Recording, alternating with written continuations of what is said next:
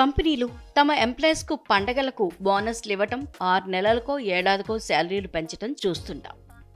ఇక స్పెషల్ వెకేషన్స్లో రకరకాల గిఫ్ట్లు ఇచ్చి ఎంప్లాయీస్కు సర్ప్రైజ్ చేస్తుంటాయి.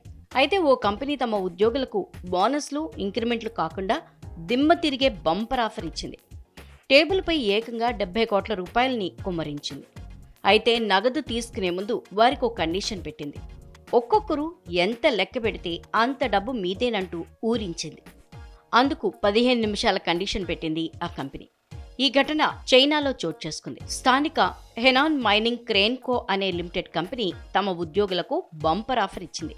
ఉద్యోగుల ముందు పొడవాటి బేటులు ఏర్పాటు చేసి దానిపై సుమారు 100 మిలియన్ యువాన్లు కుమ్మరించింది. అంటే మర కరెన్సీలో దాదాపు 70 కోట్ల రూపాయలు. టేబుల్ చుట్టూ ఉద్యోగుల్ని నిలబెట్టారు. ఉద్యోగులకు 15 నిమిషాల సమయం ఇస్తూ ఆ సమయంలోగా ఎంత డబ్బు లెక్క పెడితే అంత నగదును మీ ఇంటికి తీసుకెళ్లొచ్చని చెప్పింది. హుషారుగా రంగంలోకి దిగిన ఉద్యోగులు తమ చేతులకు పనిపెట్టారు.